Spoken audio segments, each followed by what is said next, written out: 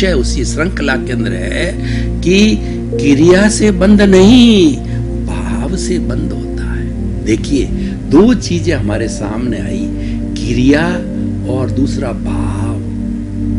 कि ये है कि भाव पक्ष क्या है वो हमें देखना है, और द्रव्य पक्ष क्या है। द्रव्य पक्ष है वो क्रिया है, और भाव पक्ष है वो चेतन पक्ष है।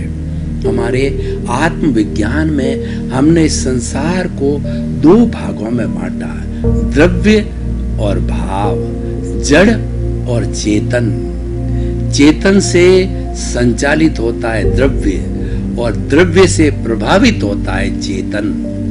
तो हमारे भाव है ये हमारी आत्मा की सत्ता है, ये हमारे भीतरी जगत में रहता है, ये दिखाई नहीं देता है, लेकिन सब कुछ यही करवाता है।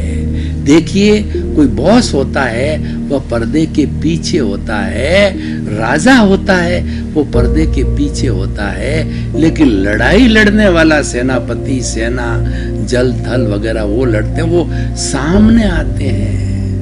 कठपुतली जो घूमती है वो डोरा किसी के हाथ में होता है, नाचने वाली कठपुतली दिखाई देती है, वह तो जड़ है। इसीलिए कहा गया कि रंग मंच ये जगत है, और कर्म खिलावन हार, और नाना रूप बनाए के और चेतन खेलना।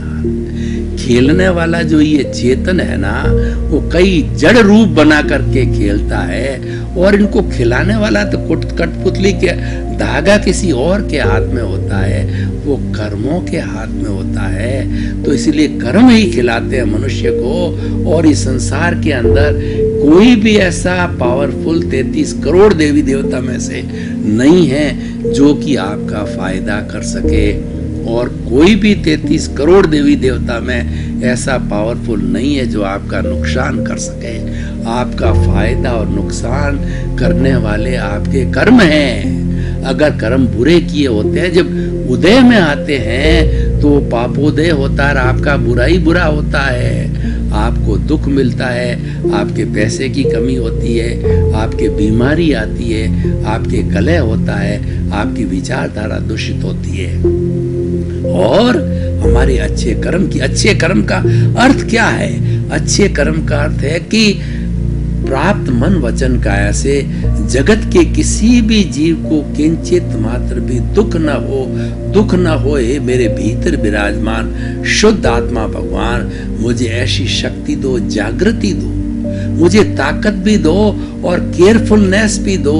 हर वक्त मैं चिंतन करूं कि 84 लाख जीवा योनि के प्राणियों को न तो मन से दुख दूं, यानी उसके प्रति बुरा सोच के दुख न दूं, वाणी से बोल के दुख न दूं, शरीर से, पैर से, हाथ से, पैर से मार करके, या हथियार से, या किसी गोली से मार के उसको दुख नहीं दूं, और दुख किसी से करूं नहीं, किसी को दुख स्वयं नहीं दूं, दूसरे के द्वारा नहीं दूं।